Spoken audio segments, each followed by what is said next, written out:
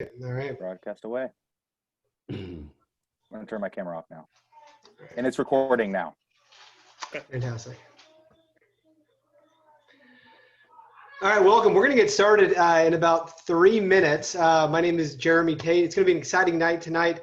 If you could, let us know in the chat. It's always fun to see where people are dialing in from. So let us know what part of the country you're in. I know we have a number of students at the Belmont Abbey Honors College. So let us know if you're there as well. I am here in Annapolis, Maryland.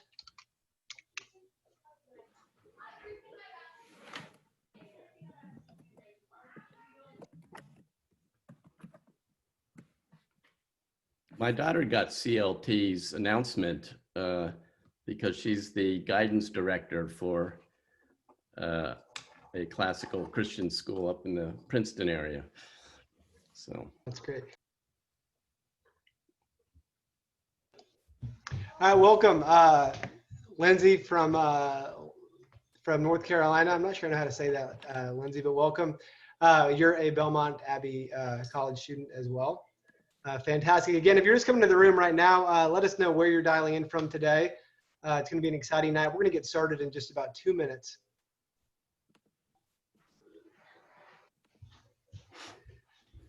So, Dr. Wilson, before we formally start, did you see Hamilton as soon as it was released, or? Well, I did see it in the first iteration with the original cast.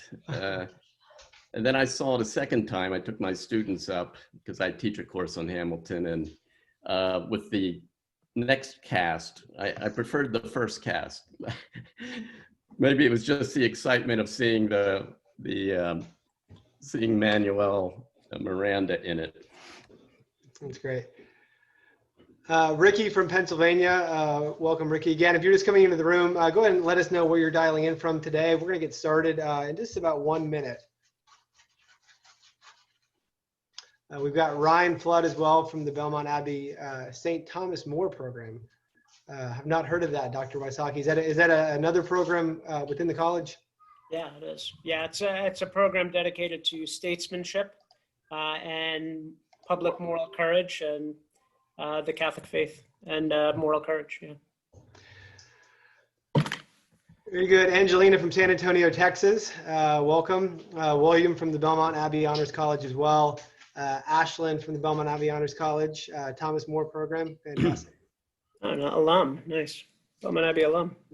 Great. Awesome. Mandy McBride from San Diego, California. Welcome.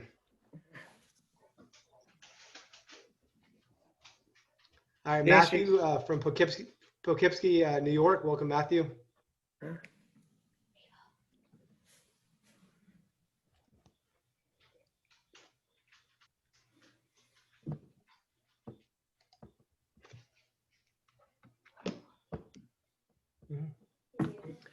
Mary Jo from Hanover, Pennsylvania. Welcome, Mary.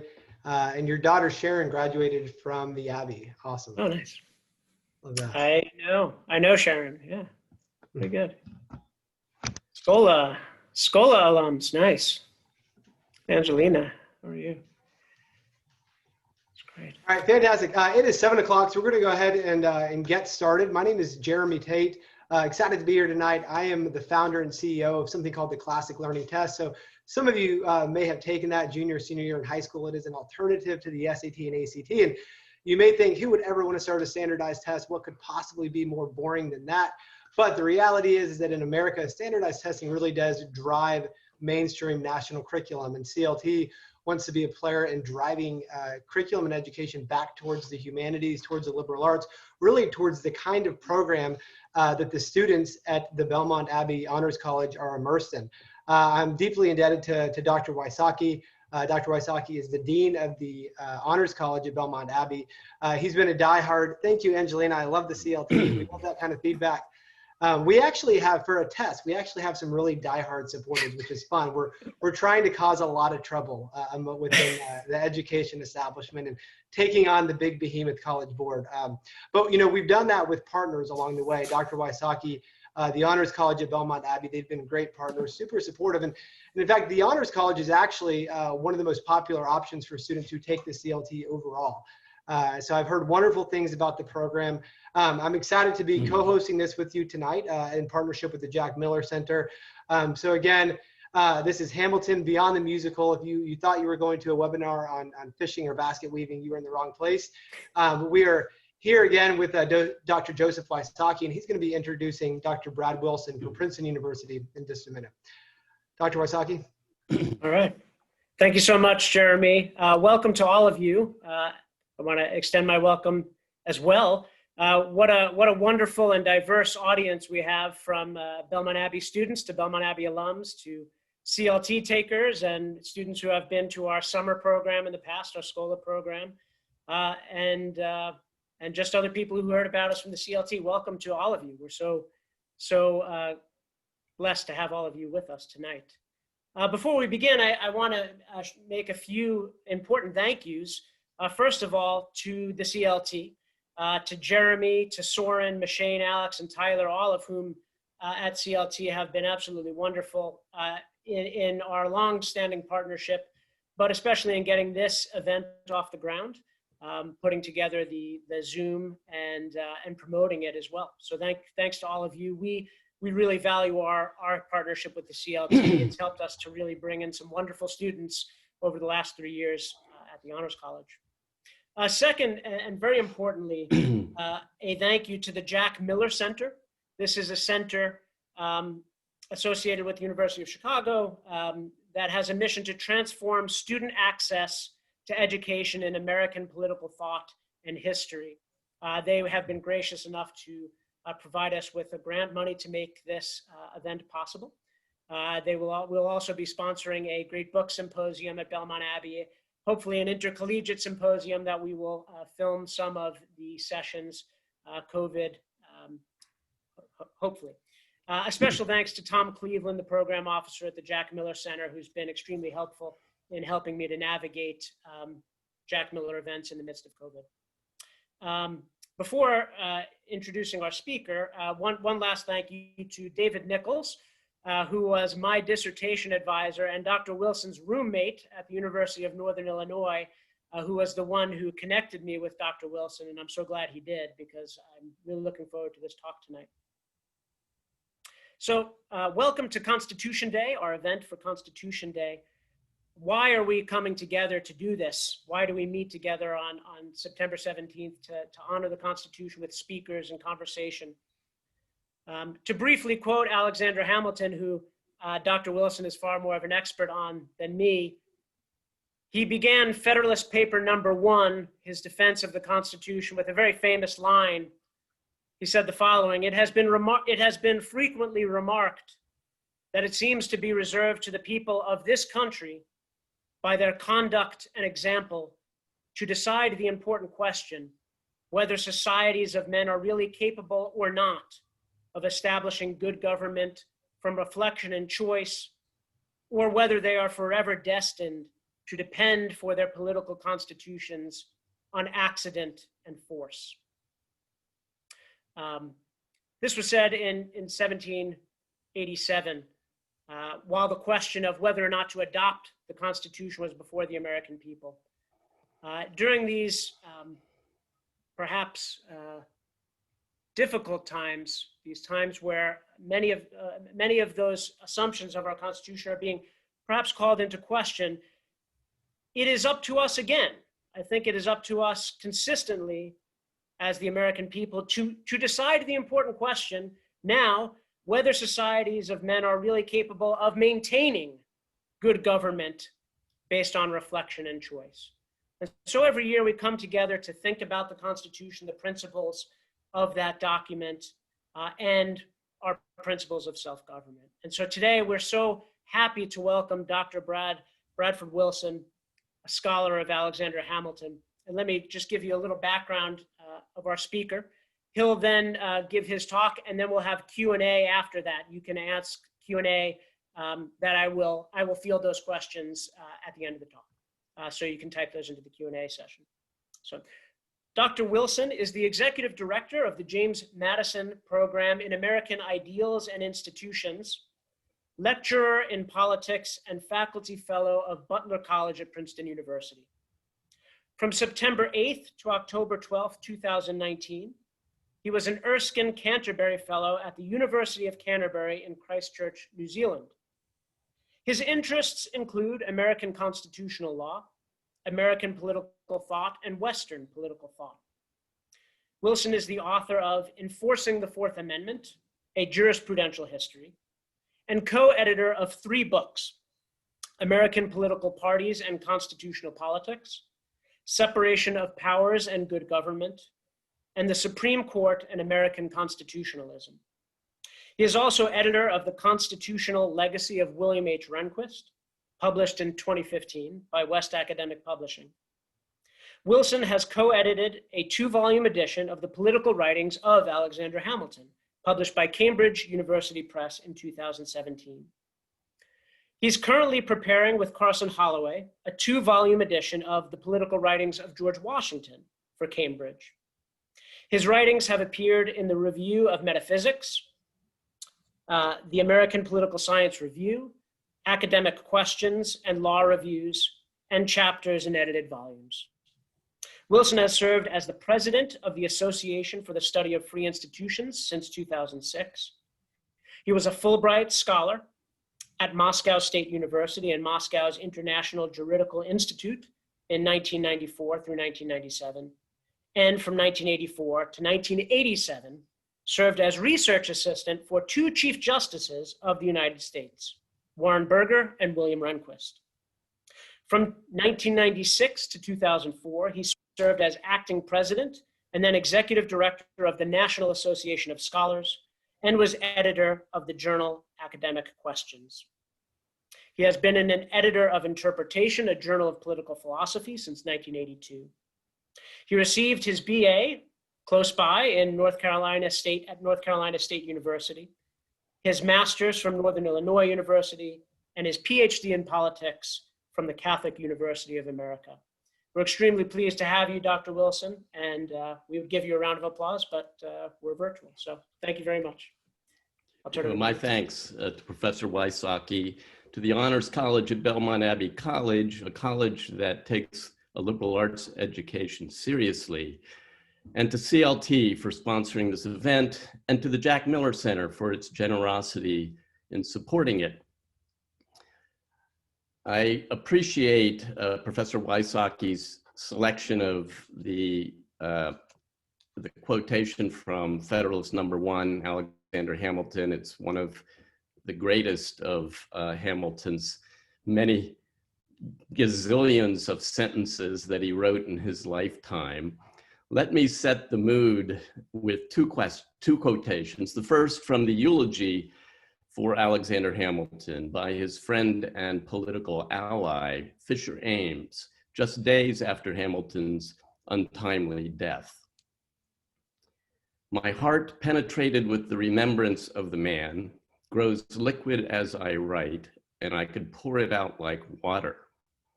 I could weep too for my country, which, mournful as it is, does not know the half of its loss. It deeply laments when it turns its eyes back and sees what Hamilton was. But my soul stiffens with despair when I think what Hamilton would have been. The second quotation, especially applicable to Hamilton's life, is from an early 19th century book review that I happened upon by the Scottish historian and polymath Thomas Carlyle.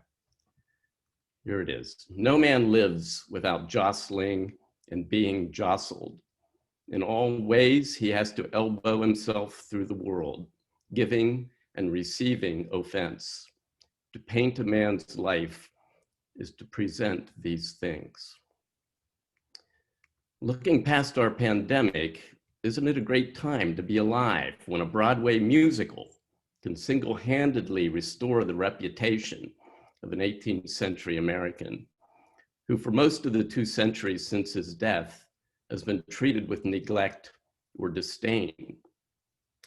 Nothing I say or sing can compete with the surprisingly successful hip hop play that Lin-Manuel Miranda brought to New York City a little over 5 years ago.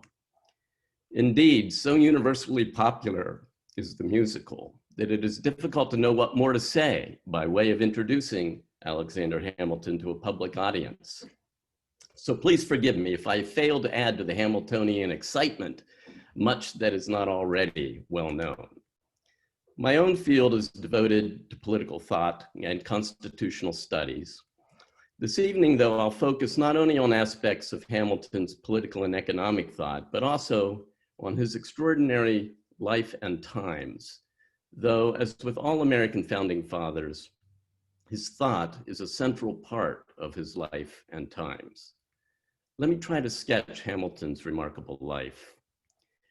He was born in the British West Indies, either in 1755 or in 1757. Though the biography by Ron Chernow, on which the musical is based, argues for 1755, Hamilton's descendants and Hamilton himself claimed 1757, as does Hamilton's gravestone in the cemetery of Trinity Church in Lower Manhattan, fittingly located at the intersection of Wall Street and Broadway. His mother, Rachel Fawcett, had first married at 16. That marriage foundered, and Rachel took up with a Scottish fortune seeker, James Hamilton. When Hamilton was 8 years old, Rachel and James moved with their 2 boys to a Danish colony in the Indies, St. Croix. Hamilton's father abandoned the family for another island soon thereafter, never to be seen again. Hamilton's mother, who had wits and beauty, opened a small store to support the children and herself. 3 years later, when Hamilton was 11, she died of a fever, with Hamilton suffering from the same fever by her side. The orphaned Hamilton inherited nothing and began work as a clerk in a trading firm on the island, soon becoming the company's de facto manager. A couple of notes on Hamilton's childhood, if one can call it a childhood. We do not know very much. One of the more striking features of Hamilton's mind and character is his forward-looking nature. He rarely looked back. He left no written record of those times, and his children said that his only mention of those early years was his recounting his attending a Jewish day school in the Indies, where his teacher had him stand on a table and recite from memory the 10 Commandments in Hebrew. There's a larger story to be told about the Jewish dimension of Hamilton's life. Andrew Porwancher of the University of Oklahoma will tell it, and I'm sure he'll tell it well in his forthcoming book with Harvard University Press. A second note, the earliest writing of Hamilton's to survive was a letter to his young friend, Edward Stevens, when Hamilton was 12 years old. Hamilton wrote, "Ned, my ambition is prevalent that I contemn the groveling and condition of a clerk or the like, to which my fortune, etc., condemns me, and would willingly risk my life, though not my character, to exalt my station. I shall conclude saying I wish there was a war," end quote. An unusual child, wouldn't you say? As it happened, Hamilton found his war.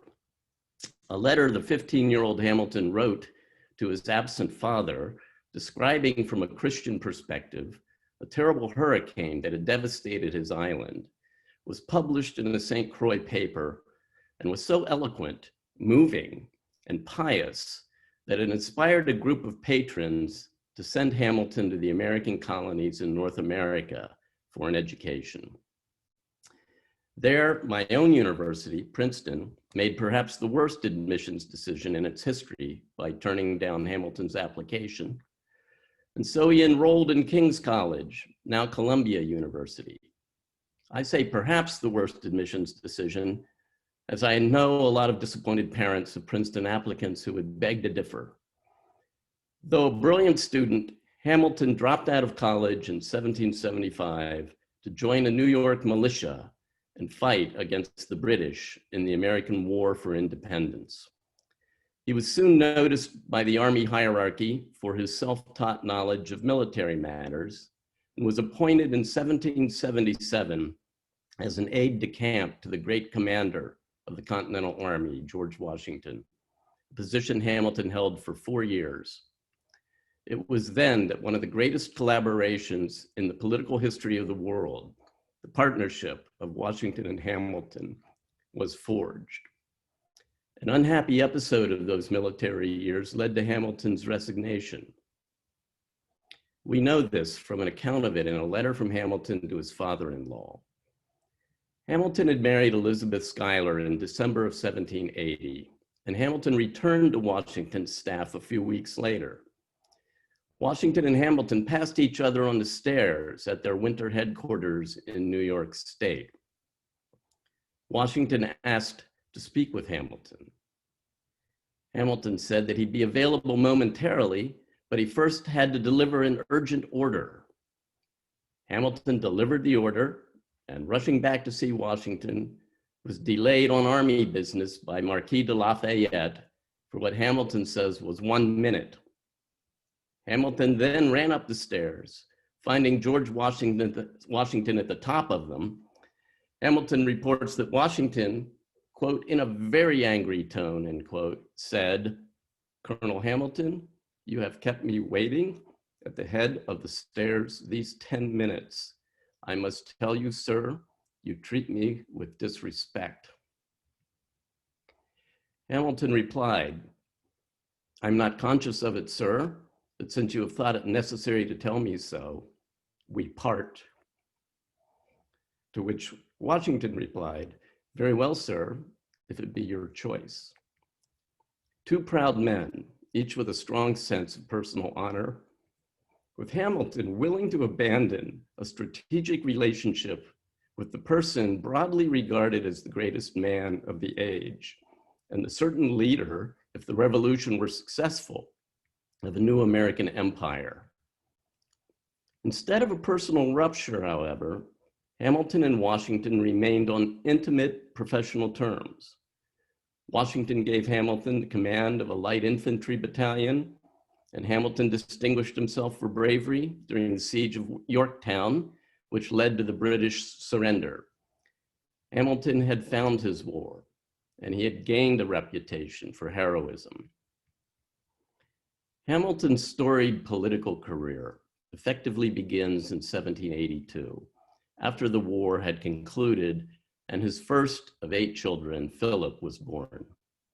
He threw himself into the study and practice of law, becoming the finest lawyer of his generation, a legal mind of whom John Marshall, regarded as the greatest Chief Justice of the United States, said that Hamilton's intellectual reach was such that he, John Marshall, was a mere taper in the noonday sun.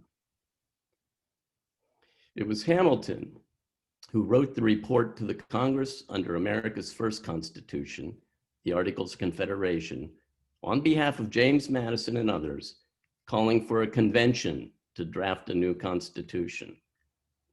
It was Hamilton who spoke for 6 hours at the Constitutional Convention in Philadelphia in the summer of 1787, calling for an elected president and Senate who would serve for life unless impeached, an outline of government that gave ammunition to his political enemies in their efforts to delegitimize Hamilton and his Federalist allies as anti-Republican monarchists. It was Hamilton who organized the writing and publishing project in explanation and defense of the proposed Constitution that we now know as the Federalist Papers, one of the 2 best books on understanding American politics, the other being Alexis de Tocqueville's Democracy in America. Of the 85 Federalist essays that initially appeared in 1787 and 1788 in New York newspapers, and then were reprinted in other states, John Jay contributed 5 essays, James Madison contributed 29 essays, and Hamilton contributed 51 essays, including the final 21. It was Hamilton who went into the New York State Convention to advocate New York's approval of the proposed new Constitution, facing an opposition of at least 2 anti-federalists for every 1 pro-Constitution Federalist, converting by the power of persuasion his opposition to a majority who narrowly approved the ratification of the Constitution. It was Hamilton, whom President Washington appointed with the consent of the United States Senate as the first Secretary of the Treasury of the United States, a position he held for more than 5 years, becoming what many historians have labeled a de facto prime minister for the American government. Sadly, it was Hamilton who in 1797 writes an extraordinary public confession of an extramarital affair with one Maria Reynolds back in 1791, 6 years earlier, causing serious damage to his political reputation. The musical makes much of this affair, of course. The context was an accusation that had appeared in an opposition newspaper that Hamilton was publicly corrupt, that he had illicitly speculated in Treasury funds when he was Treasury Secretary, using Mr. James Reynolds as his agent. Hamilton's pamphlet was his defense, that it was his own money at issue and it had been paid as blackmail to Maria Reynolds' husband to hide Hamilton's affair with Maria. Was it passed over by Hamilton's friendly acquaintances? No. Here's a public comment from the clergyman who administered Hamilton's last rites. Quote, "It was surely enough that he had impoverished himself while he was enriching the Commonwealth, but it was beyond measure insulting to charge him under such circumstances with invading the public purse. Nobody believed the charge, and least of all the slanderers who brought it. But Washington was vilified, and how should Hamilton escape? The virtuous saw with regret that he stopped to repel it, and with anguish that in regard to a private aberration, his defense contained a disclosure of which they admired the ingenuousness, the honesty, but deplored the occasion, while they wept over a spot in a blaze of excellence." That is a pastor's lament. Then there's Hamilton's great 19th century biographer, the historian and statesman, Henry Cabot Lodge. His comment on the pamphlet, quote, "The manliness of the act, the self-inflicted punishment, and the high sense of public honor thus exhibited silenced even his opponents." End quote. Private vice, yes, but public virtue. Hamilton is most remembered as the architect of the American system of public finance, which provided the monetary and fiscal structures and policies that serviced the debt accrued during the Revolution, restored American public credit, created the first national bank, established the United States Mint, and much else besides. His report on public credit, his report advocating the chartering of a national bank, his opinion on the constitutionality of that bank, and his report on the subject of manufactures are among the greatest state papers ever written. It is this period of Hamilton's public life that leads to the rupture of his friendship with James Madison and his professional relationship with Thomas Jefferson. Indeed, that break results in the emergence of America's two-party system, with the two parties, Hamilton's and Jefferson's, having as bitter and vituperative a mutual hostility as America's two parties today. Tough times for founding brothers. Washington, however, though losing his regard both for Madison and for Jefferson, never wavered in his gratitude for the counsel of and his affection for his fellow warrior and statesman, Alexander Hamilton. One story from this period. Hamilton's proposal to Congress to establish a national bank was opposed in the Congress by James Madison, and in Washington's cabinet by his Secretary of State, Thomas Jefferson. Both Madison and Jefferson argued that a national bank incorporated by the government would violate the Constitution of the United States. Congress passed a bill establishing the bank, but under our Constitution, the president would need to sign the bill before it could become law. Washington wasn't sure whether to sign it or to veto it. He turned to Hamilton, asking him for a constitutional defense. Hamilton produced a lengthy refutation of his opponent's constitutional arguments, and in doing so, laid out a method for interpreting the powers of the national government that was afterwards adopted by all branches of our political system, giving us the energetic national government we have today. That's remarkable enough, but here's the backstory. Joseph Story, probably the greatest legal scholar of the first century of American history, though he acknowledged Hamilton's superiority and sheer brilliance, said that Washington said to Hamilton, "You must answer the objections or I won't sign the bank bill." Here's Justice Story's account. Quote, "That evening, General Hamilton told his wife to give him a cup of strong coffee. She said he shouldn't come to bed that night as he was to write all night. That night, he wrote the argument of 80 pages, which contains all that has since been said or can be said in favor of the constitutionality of a bank, and it is unanswerable," end quote. Wow. Such was the furious, I almost want to say feverish, dedication of Hamilton to arguing for what he saw as the public interest. He was essentially a fighting man with a tireless activity of mind.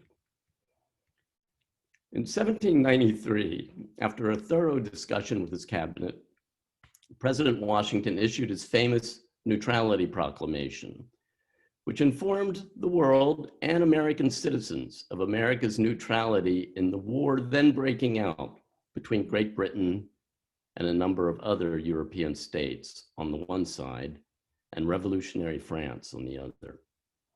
Jefferson's party, calling themselves Republicans, challenged the constitutionality of the proclamation, and it fell to Hamilton to launch, under the pseudonym Pacificus, an aggressive defense of Washington's actions through 7 newspaper essays and 9 more as signed as No Jacobin. These essays framed our still existing understanding of the relative powers of the president and the Congress when it comes to matters of war and peace and the interpretation of treaties with foreign nations. That same year, Hamilton and his wife contracted yellow fever while in Philadelphia, then and until late 1800, the capital city. Here's a glimpse of the distasteful lengths that Jefferson, Washington's Secretary of State, was willing to go in his contempt for Hamilton. Jefferson to James Madison, while the fever killed 1 out of 10 inhabitants in Philadelphia, quote, "Hamilton is ill of the fever, as is said. He had 2 physicians out at his house the night before last. His family think him in danger, and he puts himself so by his excessive alarm. He had been miserable several days before from a firm persuasion he should catch it. A man as timid as he is on the water, as timid on horseback, as timid in sickness, would be a phenomenon if the courage of which he has the reputation in military occasions were genuine. His friends who have not seen him suspect it is only an autumnal fever he has," end quote. You know what doctor treated Hamilton and his wife and restored them to health? Ned Stevens, his childhood friend.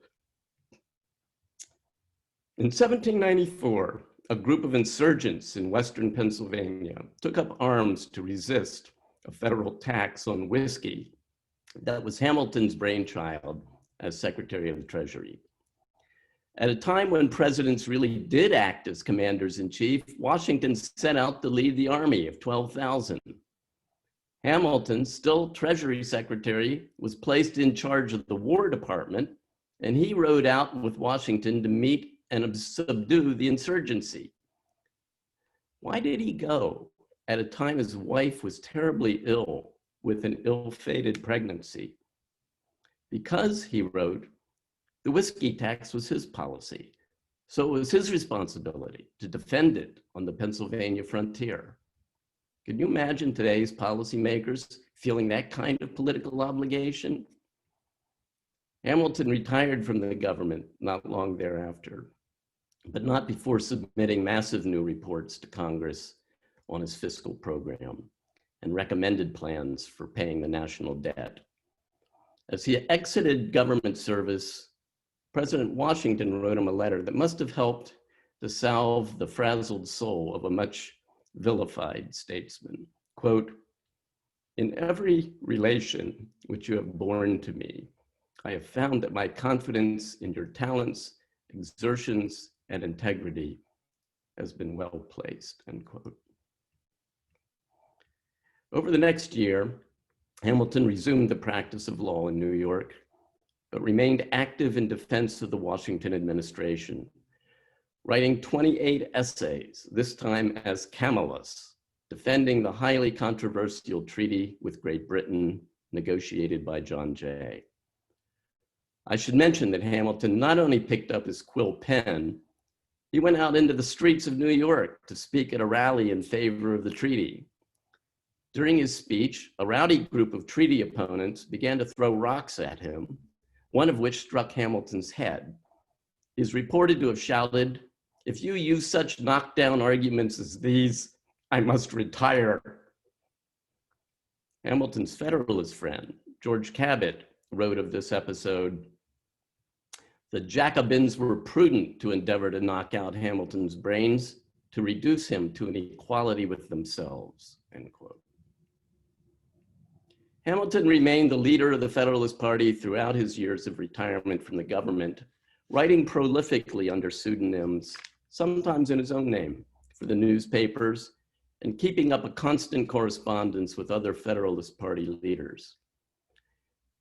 His last act, really, as a statesman, was in the election of 1800, when the House of Representatives deadlocked over the choice of Jefferson or Aaron Burr for the presidency. Hamilton, befitting his distinguished leadership of a major party, persuaded Federalists who were inclined to vote for Burr to instead vote for Jefferson, whom it was obvious the people wished to be their president, thus giving the election to Jefferson. As he wrote to his ally Gouverneur Morris during that contest, quote, if there be a man in the world I ought to hate, it is Jefferson. With Burr, I have always been personally well, but the public good must be paramount to every private consideration, end quote. The public good, vintage Hamilton. As his biographer Lodge wrote, in a time when American nationality meant nothing, Hamilton alone grasped the great conception in all its fullness and gave all he had of will and intellect to make its realization possible. He alone perceived the destiny which was in store for the Republic, end quote. You say, did you mention Burr, Aaron Burr? You'd probably like me to say something about the duel in which the Vice President of the United States, Aaron Burr, killed the great Hamilton. I have a theory about that, which we perhaps can discuss in the Q&A. Thanks to Miranda's musical, Alexander Hamilton currently holds an apparently unassailable place in the first rank of the American founders. To most minds, Hamilton belongs with that handful of men, George Washington, Thomas Jefferson, John Adams, James Madison, Benjamin Franklin, whose contributions to establishing the American Republic are most worthy of our remembrance and our study.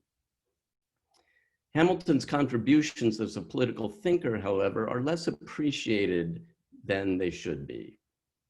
To be sure, there have been numerous scholarly studies both books and articles of his political thought.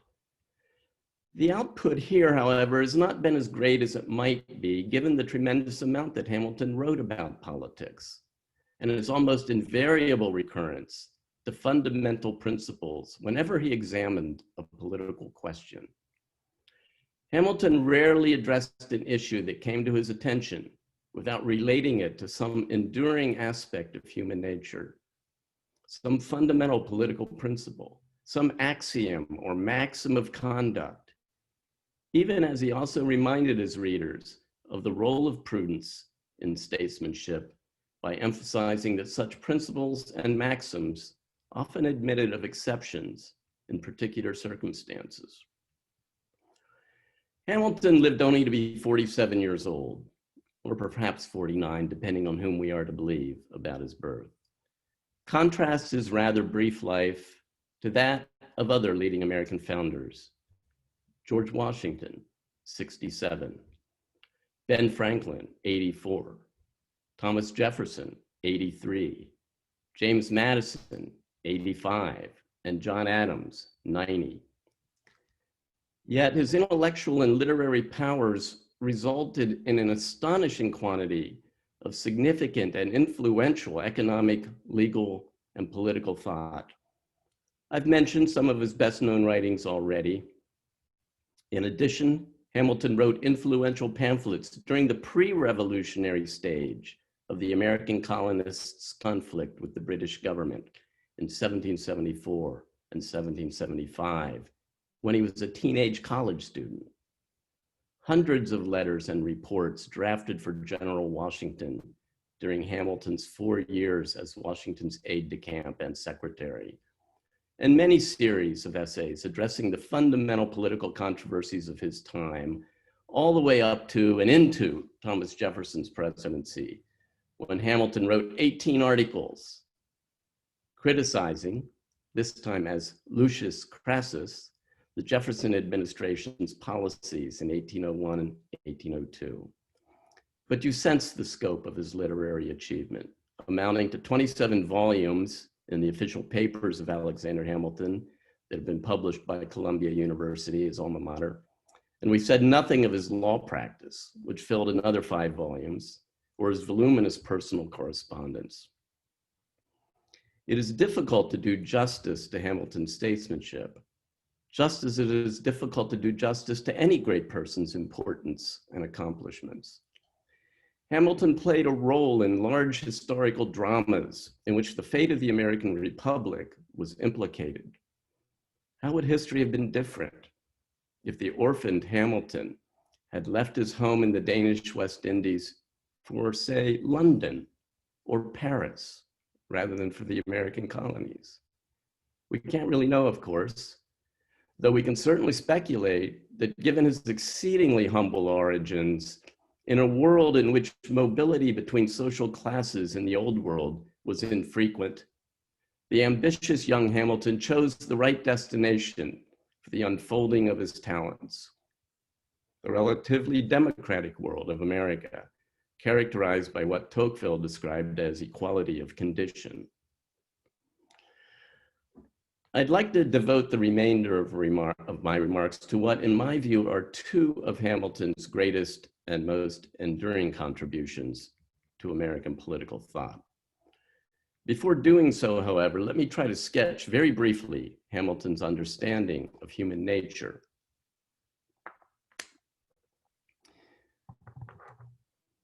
In one of his earliest writings, his admittedly interminable 1775 pamphlet, he was 18 years old, so his exuberance can be excused, The Farmer Refuted, signed, a sincere friend of America. Hamilton wrote, quote, "Political writers, say a celebrated author." Who is that author? David Hume. The quote is from Hume's now famous essay that politics may be reduced to a science. Political writers, say a celebrated author, have established it as a maxim that in contriving any system of government and fixing the several checks and controls of the Constitution, every man ought to be supposed a knave, and to have no other end in all his actions but private interest. By this interest we must govern him, and by means of it make him cooperate to public good, notwithstanding his insatiable avarice and ambition. Without this, we shall be in vain boast of the advantages of any constitution, and shall find in the end that we have no security for our liberties and possessions except the goodwill of our rulers. That is, we should have no security at all. It is therefore a just political maxim that every man must be supposed a knave, end quote. Was this the early Hamilton to be superseded by a later Hamilton, the way some insist on reading Plato's dialogues? Well, here is a more mature Hamilton, 1787, in the Federalist Papers, after plenty of grown-up experience in the Army, at the virtuous Washington's side, and in the political arena. Quote, "A man must be far gone in utopian speculations who can seriously doubt that if these states should either be wholly disunited or only united in partial confederacies, the subdivisions into which they might be thrown would have frequent and violent contests with each other. To presume a want of motives for such contests as an argument against their existence would be to forget that men are ambitious, vindictive, and rapacious," end quote. Well, what about Hamilton at the end of his life, based on a wealth of experience and observation that eludes most of us? Here he writes to a political ally sometime after the ascendancy of his political rival, Thomas Jefferson, to the presidency. Quote, "Nothing is more fallacious than to expect to produce any valuable or permanent results in political projects by relying merely on the reason of men. Men are rather reasoning than reasonable animals, for the most part, governed by the impulse of passion," end quote. Those of you familiar with Madison's Federalist number 10 will recognize this shared view. He then accuses the victorious Jeffersonians as having successfully courted the, quote, "strongest and most active passion of the human heart, vanity," end quote. Why do I point to this aspect of Hamilton's thought? I believe it helps to explain both his emphasis on a stable, energetic, and competent national government and his dedication to what we might call, as he did, the spirit of enterprise. Indeed, these two commitments of Hamilton provide a useful contrast to the outlook of Hamilton's primary political opponent during their years together in the Washington administration, all the way up to Hamilton's death in 1804. I'm speaking, of course, of Thomas Jefferson. Hamilton was a nationalist. I mean nationalist, not primarily in the sense that it is used today, as in championing the interests of one's own country and its residents before and even at the expense of the interests of other countries and their residents, though his thought is fundamentally compatible with that perspective. I mean nationalist in the sense of continentalist, thinking in terms of the interests of the nation as a whole, as distinguished from the sometimes differing and clashing interests of the particular states that constitute the nation. The purposes of the national government, as Hamilton argued, and as he understood the Constitution that came out of Philadelphia in 1787, were to provide for the security of the fledgling nation, to advance its prosperity, and to enhance its reputation among the nations of the world on which its independence and prosperity would ultimately depend, as the preamble to the Constitution says, to form a more perfect union.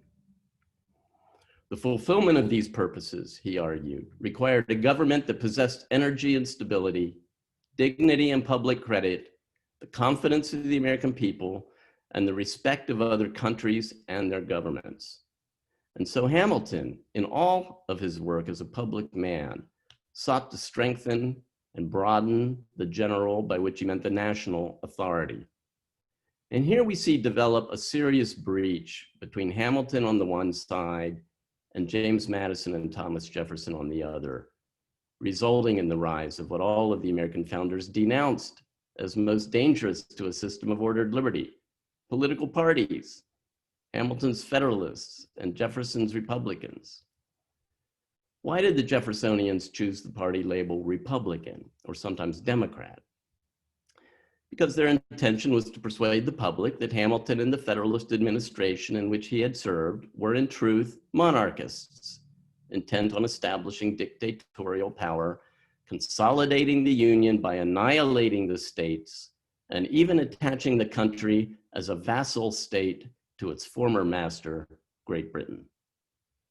As silly as all of that sounds today, the campaign to paint the anti-slavery, orphaned, immigrant, self-made man Hamilton as the anti-Republican, American elitist and Caesar, and the plantation slave master with the advantages of an aristocratic upbringing and education, Jefferson, as a man of the people and the apostle of democracy, was so successful as to lead Franklin Roosevelt to write that thanks to Jefferson's heroic efforts, the country was spared Hamilton's, quote, aristocracy of wealth and power, end quote.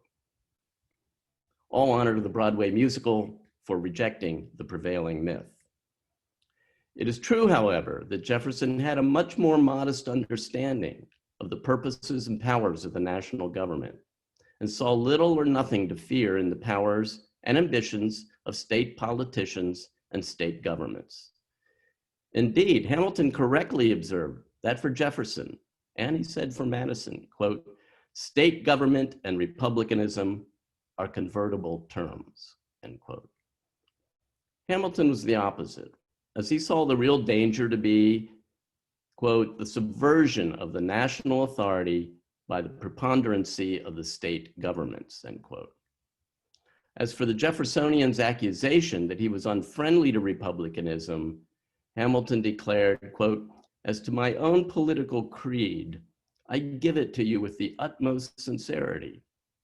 I am affectionately attached to the Republican theory.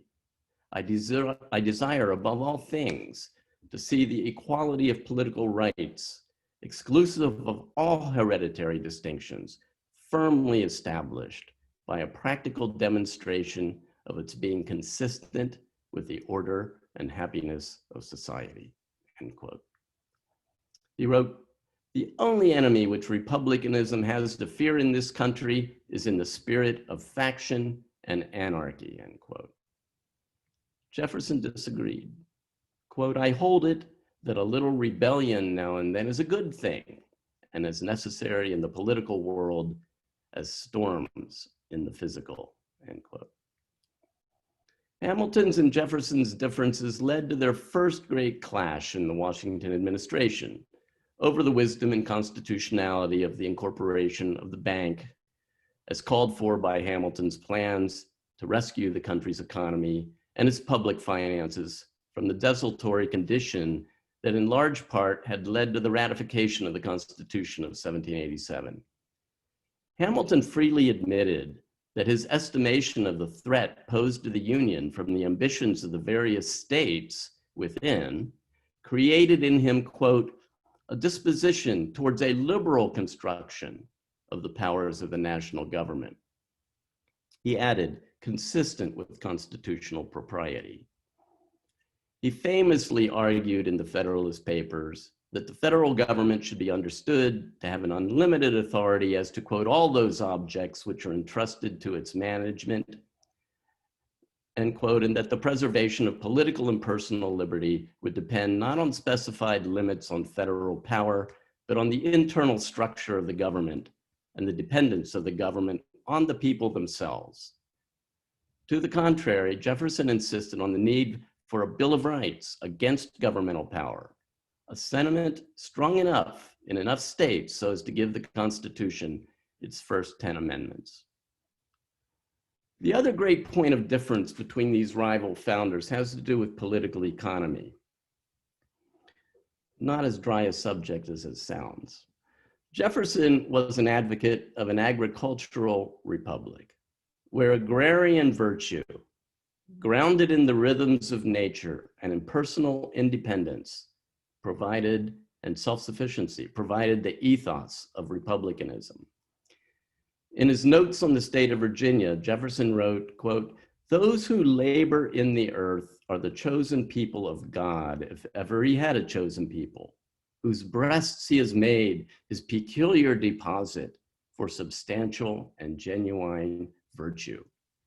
The natural progress and consequence of the arts has sometimes perhaps been retarded by accidental circumstances, but generally speaking, the proportion which the aggregate of the other classes of citizens bears in any state to that of its husbandmen, its farmers, is the proportion of its unsound to its healthy parts, and is a good enough barometer whereby to measure its degree of corruption," end quote.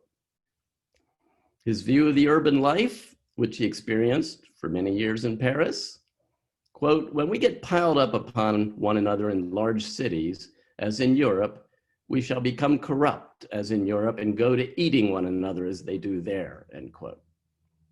He's exaggerating. I've already mentioned that Jefferson saw the yellow fever pandemic in Philadelphia as Providence's way of persuading Americans that the cities are pestilential in every way. As for commerce and manufacturing, Jefferson wrote, quote, "For the general operations of manufacture, let our workshops remain in Europe.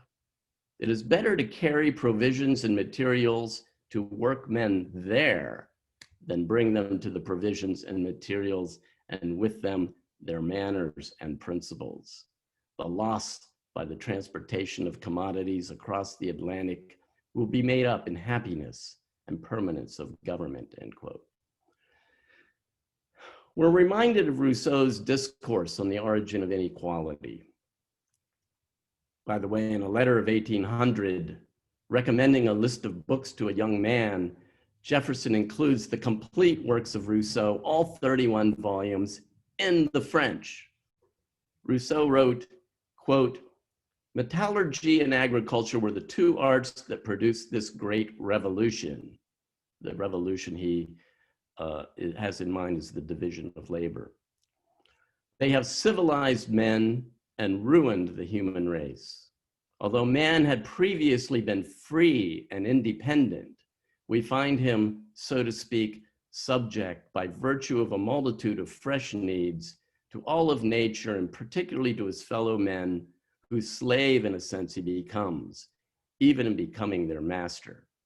Rich, he needs their services. Poor, he needs their help. And being midway between wealth and poverty does not put him in a position to get along without them. Finally, consuming ambition, the zeal for raising the relative level of his fortune, less out of real need than in order to put himself above others, inspires in all men a wicked tendency to harm one another," end quote. Rousseau's rejection of the bourgeois is striking. He essentially says, "Behold his narrow horizons, his cheap ambitions, enslaved to the wills and opinions of others in the glittering misery of the city."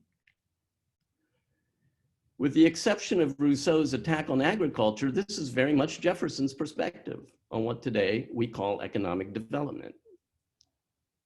Let me briefly sketch Hamilton's alternative by way of beginning with a political problem identified by Aristotle in Book 4 of his Politics.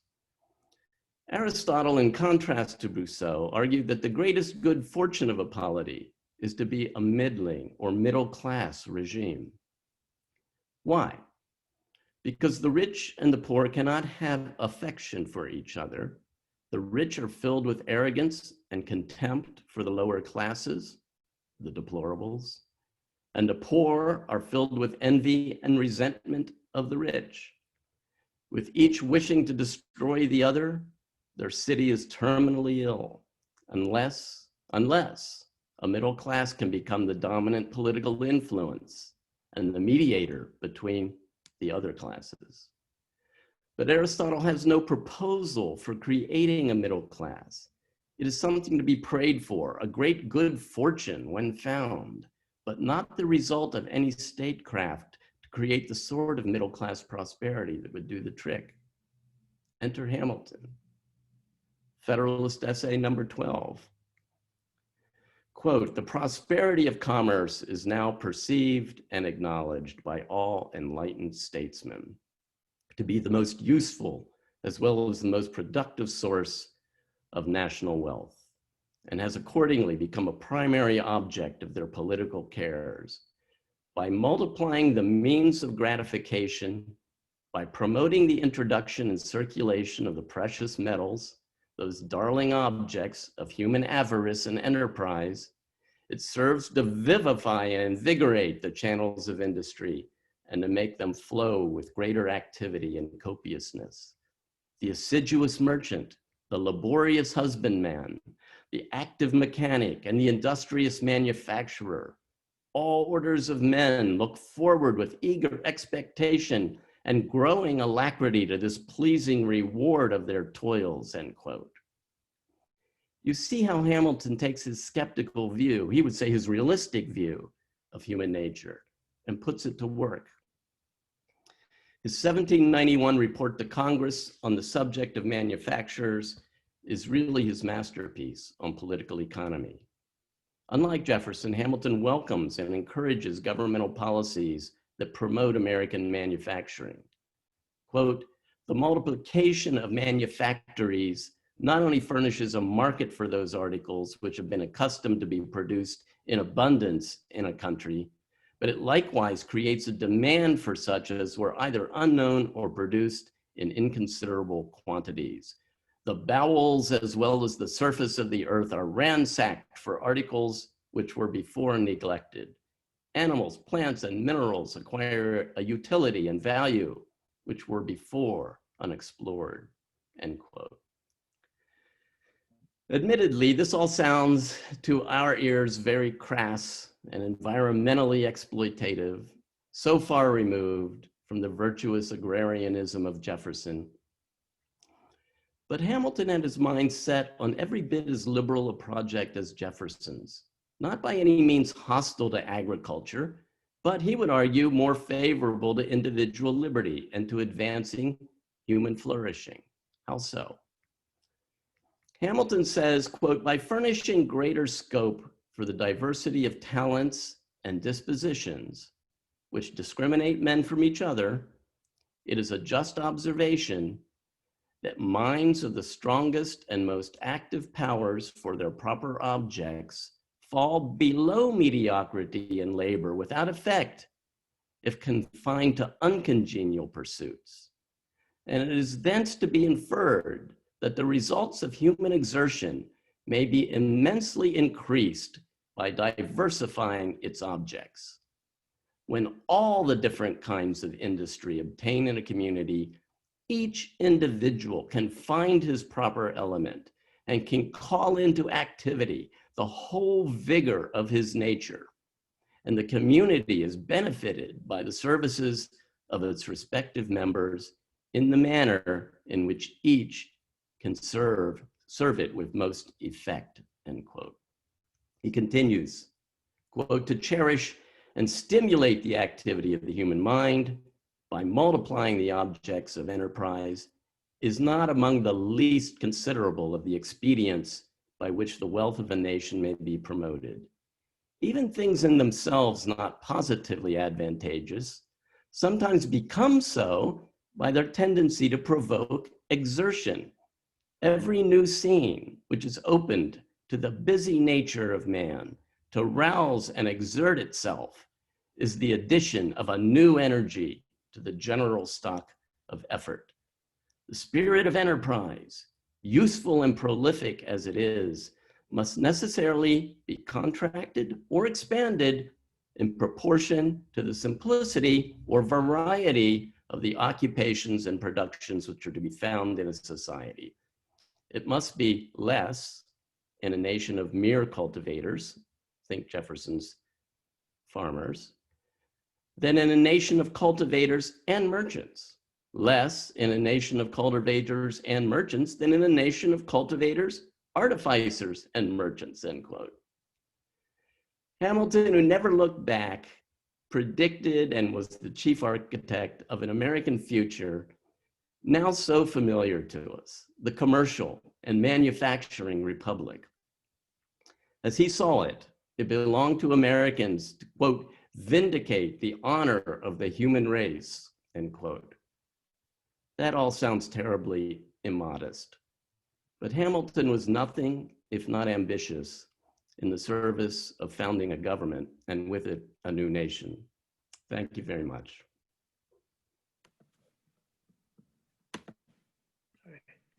Thank you so much, Dr. Wilson.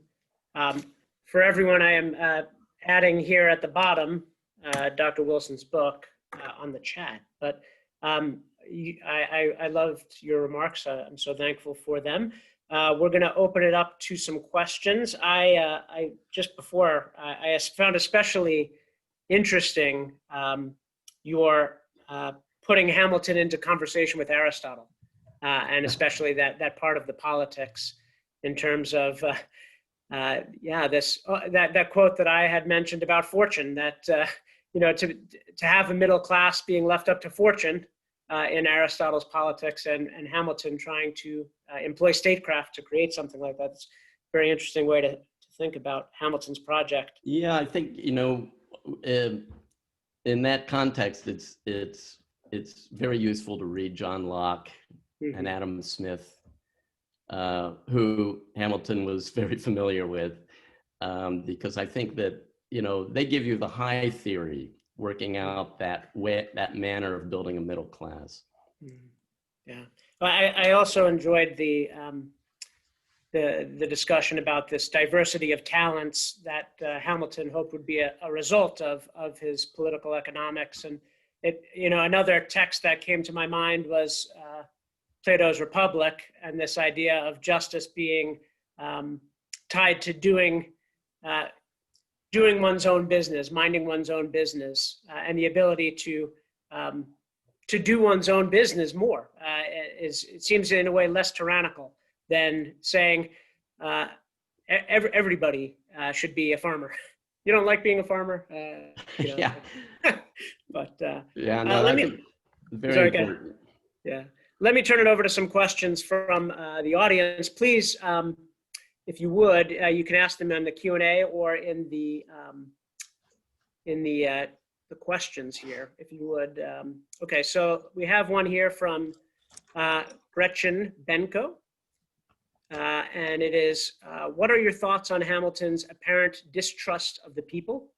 He and Jefferson thought very differently about the ability of the people as they governed themselves. Hamilton is quoted as saying, the people, sir, are a great beast. Yeah, that's a great question, Gretchen. Of course, nobody can actually pin down that saying of Hamilton's. It just became part of folklore in describing Hamilton's attitude. I did find a passage, however, in Latin,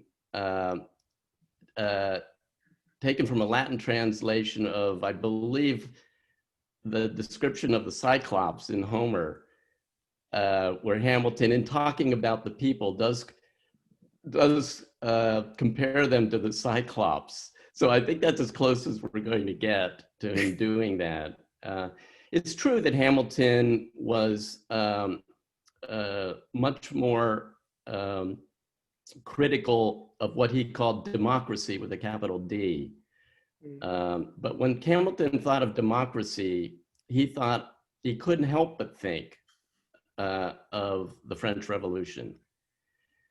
And that's why he developed such an antipathy to what he called Jacobinism, as it took place in France, but then spread into corners of America. And but on the other hand, when I see that sort of criticism of Hamilton often, that he wasn't, he wasn't as friendly to the people as, say, Jefferson was. But who did more to shape the public mind than Alexander Hamilton? I mean, the man never stopped writing for the newspapers. The man never stopped going out into the hustings, unlike Jefferson, who I don't believe ever attended a political rally. Hamilton would go out and speak to the people and try to persuade them of doing the right thing. So there's something about Hamilton that is both critical of big D democracy, but also recognizing that everything depends on public opinion. Everything depends in this experiment in order to liberty on having the confidence of the people. And that's why he spends so much time trying to persuade people of the rightness of his policies. We have a lot of questions coming in now, so this is good. And I want to say you were able to keep almost 90 people throughout the entire thing. There was very little drop off. So for a Zoom seminar that I've been to, that's very good. So let's see. We have a question. Is there, where would one turn, I'm sort of summarizing this question, for Hamilton's views on slavery? Yeah. And so were Hamilton's views on slavery so drastically different from Jefferson's that they added to the tension between the two men? So is any of the tension related to that? Yeah, good question. I mean, in the musical, something's made of that in the great cabinet debate. But I don't. Ron Chernow, in his biography, his fantastic biography of Hamilton, by far the most comprehensive one-volume, 1,000-page biography that we have. He claims that Hamilton pseudonymously wrote some criticisms of Jefferson on Jefferson being a slave master. But I've not been able to confirm that those writings were Hamilton's. I've consulted with other Hamilton editors and scholars, and Ron's kind of out there on his own on that. I don't know that Hamilton ever commented publicly, at least, on Jefferson's being a slaveholder. His own views are quite clear. He was one of the founders of and a lifetime member of the New York Manumission Society, which was basically a group advocating for the emancipation of slaves in New York. In fact, he was really the most radical of them all, anti-slavery wise, in that he thought that they should give up their slaves immediately. And nobody else in the society was willing to go that far. They wanted to do it over time and figure out ways of compensating people for the loss of their property, as it were. And then the other thing we know about Hamilton's anti-slavery views is that he and his best friend, John Laurens, who they were members of what is known as Washington's family, meaning the staff surrounding Washington during the years of the war. Laurens he's also in the musical, John Laurens, but Laurens was from South Carolina, and he and Hamilton both dreamt up the idea of sending Laurens to South Carolina during the war to persuade the South Carolina state politicians to agree to allow the Continental Army to recruit slaves into the army who would be rewarded with their independence as a reward for fighting for the army against the British. And Hamilton says that this was good policy, but it was also right according to the dictates of humanity. And unfortunately, Laurens did go to South Carolina, and he failed miserably at persuading South Carolina politicians to allow this. So it did not happen. But Hamilton himself was never, to our knowledge, ever owned a slave. His father-in-law did, but not Hamilton. And it's understandable, given where Hamilton came from. It would be shocking if he would find that an attractive option, given his own marginal circumstances in life. And no doubt he saw some horrific things on the islands. St. Croix was a major stopping point for the slave trade. and that it's very likely that he saw some horrific treatment of Africans on that island as they came through. So I don't think he, was he an abolitionist? Well, not in the sense that, say, William Lloyd Garrison was an abolitionist, but that he was anti-slavery is quite clear. Oh, you've gone silent on me, Joe. Is that me?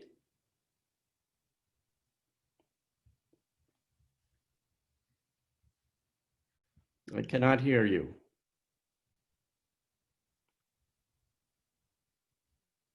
No.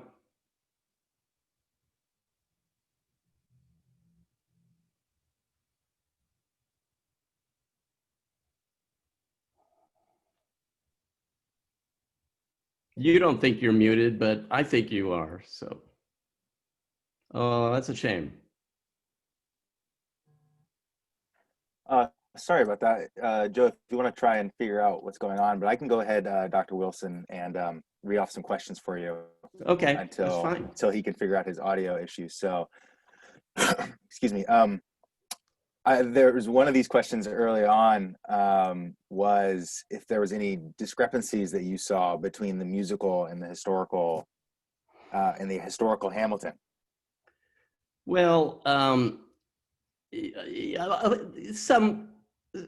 there is some poetic license taken in the musical. Aaron Burr is there at the very beginning of the musical and never seems to leave. And that's not Hamilton's life with Burr. Yes, they knew one another, they socialized together, but they certainly were not friends, and they were professional colleagues, basically, in the legal practice in New York City. So I thought a little too much was made of their chumminess. And maybe a little too much is made of Hamilton as an abolitionist. That doesn't quite describe Hamilton. It doesn't describe any of the founders, really, that I can think of. Abolitionism is something that comes into its own much later in American history. They had other fish to fry, as we all know, and the Constitution was a compromise. So what else? Well, I mean, I didn't care for the musicals playing up the amorous side of Alexander Hamilton. That was way overdone based on anything we know about the man. Yes, I mentioned his affair with Maria Reynolds. That's the only instance of infidelity we know on Hamilton's part, and the suggestion that he was interested in his sister-in-law and so forth. You just have to read a lot of letters from the 18th century to realize that they were much more affectionate in their letters to one another in a non-romantic way or in a playful way than people are Today it would get them in trouble with their spouses if they wrote those kinds of letters. But back then it was part of the culture. Can you hear me now? But other than that, I thought it was very, very good. Yeah. Brad, can you hear me now? Yes. Okay, good. Sorry. Good. I've kind of lost the questions. I did have one, if you wouldn't mind. There's the Hamilton plan offered at the convention, at the Constitutional Convention. Yeah. Can you hear me now? Yeah. Okay. So maybe a two-part question. The sort of textbook account of that is Hamilton is serious about this plan, but knows it's not going to go anywhere. And so it's done strategically to make the Virginia plan kind of the middle plan, the moderate plan. Do you have thoughts on the veracity of that sort of narrative that we have? And then outside of that, the plan, maybe what would you say is his major contribution at the convention, do you think? Yeah. Well, I think that is his major contribution. Of course, he wasn't there for a good part of the convention because his colleagues from New York went home. They were against the Constitution, so he couldn't speak for New York. But he himself says at the beginning of that great speech that he knows this is not going to be acceptable. So that part of what you said is certainly true, and he understood it that way, and everybody there understood it that way. But as far as the strategy involved, we can only speculate about that. My own teacher, who was a great scholar of the founding period, Herbert Storing, first suggested that to me, 40 years ago. And I haven't forgotten. I think it's quite possible.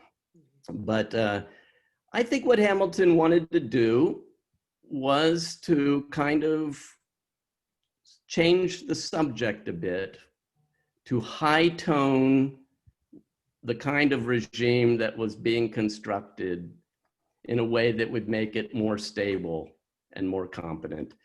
And he admits to admiring the British Constitution. He's not sure that they can do any better than that, but he understands that America is going to be Republican. It's not going to have hereditary distinctions, and it's going to be an experiment because it's never been done before, right? So, and he wanted to remind them of the good things in the British system that wouldn't require monarchy or hereditary monarchy, that might be adapted. And, I think it did make a difference. It looks like it made a difference in moving people more in the direction of the Virginia plan, which was for a strong national government. Yeah. We have a question that is up my alley that from Ms. Tori Hugh. Do you think the Supreme Court interpreted Hamilton's views on the general welfare clause in United States v. Butler, conferring, quote, a power separate and distinct from those later enumerated to mean more freedom in the government's spending and taxation than he, Hamilton, intended? So is the Supreme Court, I guess, at the heart of that, going beyond even Hamilton's rather expansive view? It's hard to go beyond Hamilton's expansive view, frankly. I mean, such was his concern that the state governments were where the real trouble was going to lie. And it's understandable at that point in time why he would think that. They hadn't had a strong union. And he's in the first government trying to establish one. And it's an uphill battle as far as he sees it. People like Hamilton, Washington, officers, soldiers, they tended to take the Continental view because they were in the Continental Army. They didn't think of themselves as first Virginians and only second as Americans. And Washington is especially to be credited for that view, that he was able to rise above those roots of his in Virginia and not be like Jefferson and see Virginia as having a kind of primacy over the national government. By the way, Hamilton proposed fairly late in life that Virginia, he said, the time's not right, but maybe someday we can break Virginia up into smaller states because it's always going to be competing with the national government. Now we could probably substitute California now or something for Virginia, but we get the idea. So I think Hamilton's had very expansive views of federal powers. He's a great constitutional analyst and interpreter. All you have to do is take a look at his defense of the constitutionality of the national bank, the one that Joseph Story says is unanswerable, to realize. And also the other place I'd go to see Hamilton's powers of interpretation are in the first Pacificus letter defending the constitutionality of the Proclamation of Neutrality, where he is parsing the language of Article 1 and Article 2, the legislative power and the executive power. So rather than really answer your question, I'll just give you an assignment and say, go read those, and you tell me what you think. Well, when I signed off here, I lost some of the other questions and the chat. If there's anybody who had some other questions, Please feel free. By the way, if I could say something about that speech of Hamilton's, it became a ammunition against him in the party wars. And there comes a point leading up to the election of 1800 where one of the Federalist allies writes to Hamilton and says, I haven't seen your speech. Nobody's seen your speech. We're only told what you might have said at the convention, but it is hammering us. It's hammering us, what they're saying about it.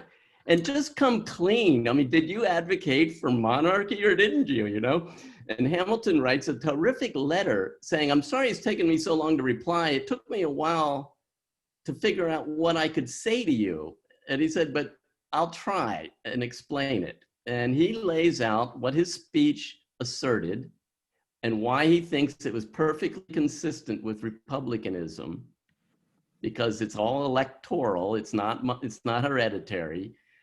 And then this is the great part of it, he says, and let me just point out that according to the Secretary's record of the votes taken in the convention, the Virginia delegation voted in favor of my proposals for life terms for the president and the Senate.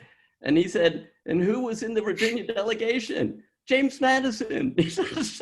He was with me on this back then. He's not here now, but right. It's pretty clear. That's pretty funny. We had a question on, and you had mentioned talking about your theory on it. And since there's a question about how could Hamilton have no problem with Burr while both were, but they wind up in a gun duel. So if you could talk a little bit about your thoughts about the duel that you had mentioned earlier, and if Hamilton is okay with Burr, what is it that changes that? He's okay with Burr personally, but not as a public man. And he was a sharp critic of Burr's political disposition and political principles, such as they were. He actually claimed Burr didn't have any. That he was an ambitious man who would do anything to gain power. So there was a critique of Burr's character, but it is in the context of Burr's public ambitions. And first of all, Hamilton helped throw the election to Jefferson in the House of Representatives. Jefferson despised Burr, didn't include him in the administration, really. Burr was told, you're not going to get a second term as vice president. So he said, okay, I'll go run for governor in New York. It's my last shot. And Hamilton campaigned against him, and Burr lost. And it's at that point, where Burr's pretty much a lost soul politically, that I think he dreams up the idea that Hamilton's got to be taken out. If only for vengeance, even if I don't have any future in politics, just because of what he's done to my political career. And Burr picks a fight with him. If you pick up a copy of the second volume of Carson Holloway's and my edition of Hamilton, we have an appendix which goes through the lead up to the duel, the letters that were exchanged, and you see what Burr's doing. There's nothing Hamilton could have said that would have satisfied Burr. And frankly, Hamilton wasn't willing to demean himself. So why does Hamilton accept the duel at the end? He writes a memo before he goes out onto the dueling field, laying out for posterity, his friends, everybody else, what his thinking is about this duel. And he makes it very clear there that he is, first of all, he is going to waste his shot. That as a Christian, he says, he is not going to kill another man. He despises dueling. Now, that's hard to believe because he was almost in 3 or 4 other duels during his life, but he does say it's a bad practice, but I have to do it. Why? because the crisis of our affairs is coming. This is my theory, by the way, but it's not just mine. I first got wind of it in Henry Cabot Lodge's 19th century biography. This is partly his theory, rooted in Hamilton's letters. Hamilton's alarm about the French Revolution and its influence on American politics, and particularly the Republican Party, grew into a sense of alarm that the nation was catapulting towards some kind of crisis, whether it's a civil war, whether it's an alliance with France that is going to involve us in all of the revolutionary France's wars. Something horrible is coming. And when it comes, the party of law and order is going to need someone to lead the country to peace. He doesn't say, I expect it to be me, but he would be the obvious person that the Federalist Party would turn to. He was the last general of the Federalist Army under John Adams. And he says in his letter, he said, there is a prejudice in the community, a popular prejudice that sees dueling as an honorable thing. If I don't go duel, no one will respect me as a possible leader to lead us out of the crisis that is coming. So it was like, I want to keep myself honorable in the public eye so that I can help save the country when the moment comes. And he says that basically in so many words. So I think that's the theory. That's my theory. It's Lodge's theory as to what. Now, we can say Hamilton was deluded in thinking the country was that far gone in the Jacobin direction. That would be a fair critique. But when you're in the heat of it all, it's hard to put oneself in his shoes and see things as he saw them. He saw enough to alarm him and to think that we are coming to a critical moment where everything's going to be on the line and I'm going to be needed once again, you know. Well, we're coming up on about 8:30, so I want to thank you, Dr. Wilson, once again for a wonderful talk. Thanks to all of you who have contributed questions. We hope some of you will join us in the Honors College here. Some of you will check out the James Madison program at Princeton, that you'll look into the works of Dr. Wilson, which I am going to pick up. I'm looking forward to the Washington political writings as well. I'm working on it. Yeah. Thank you again. And anything you wanted to close with, Dr. Wilson, before we? No, I just want to thank you. I just want to thank you, and I want to just once again express my admiration for your college and for your honors program, which is really quite remarkable and is a model for liberal education. And we need that today. It's under siege. So keep up the good work.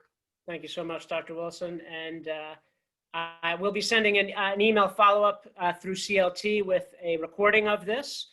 And with information about Jack Miller and the James Madison program and the Honors College at the Abbey. So God bless all of you, and see if there's any last minute. I'll stay on for a few more minutes for anybody on the chat who wants to, that I can respond to. So thank you again, Dr. Wilson. Okay, thank you. Thank you, Professor.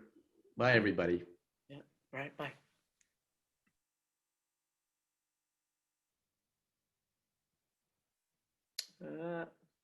Thank you for all of your messages here. Looking to see if there's any questions or just mostly thank yous.